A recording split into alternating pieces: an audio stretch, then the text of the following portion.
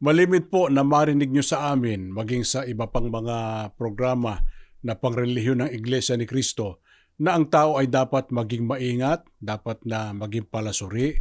Suriin po natin ang anumang ating pakikinggan at paniniwalaan at hindi tatanggapin agad ang kahit na anong sinasabi ng sino man. Hindi po kasi dahil sa nakikita natin na marami po yung kaanib sa isang pangkatin po ng pananampalataya, yun na po yung totoo o yung tunay. Dapat po magsuri ang tao kung tunay nga rin po ba yung relihiyong yun, pati yung aral nila, para ang tao ay makatiyak po ng kaligtasan. Kung doon lang sa pananamit, dapat na namimili ang tao ng babagay sa kanya, no, hindi masagwa, hindi mahalay. Yung pagkain, ganun din, baka bawal sa atin o hindi makabubuti, dapat marunong tayong mamili kung ano yung makabubuti sa atin. Lalo kung pag-uusapan ni relihiyon o paglilingkod sa Diyos. Kasi pagka ang napasukan ng tao, maling relihiyon, hindi na siya nakaalis doon. Inabot siya ng kamatayan, inabot siya ng paghuhukom. Kaanib siya sa maling relihiyon, hindi ho siya magtatamo ng kaligtasan.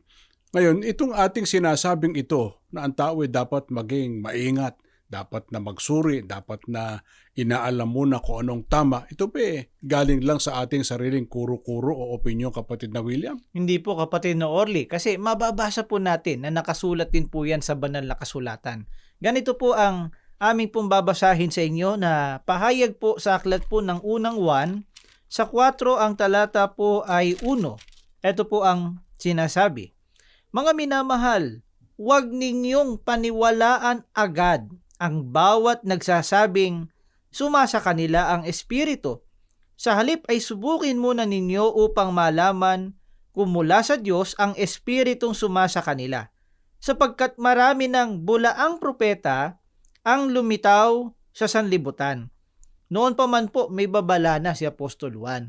Sabi po niya sa mga Kristiyano po noon, mga minamahal, huwag ninyong paniwalaan agad ang bawat nagsasabing sumasa kanila ang espiritu. Bakit yan ang babala ng mga apostol, na kung mayroong nagsasabi na sumasa kanilang espiritu ay hindi dapat enseguida o ora-orada maniniwala agad ang tao? Sinabi rin po ni Apostol Juan.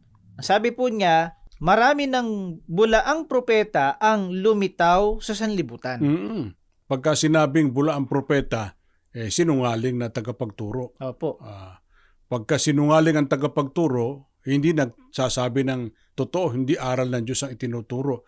At siyempre, yung relihiyon na kanyang itinataguyod, hindi rin totoong relihiyon. Pagka yung nangangaral, sinungaling, yung relihiyong itinataguyod, naniniwala at nagtataguyod din ng aral na kasinungalingan.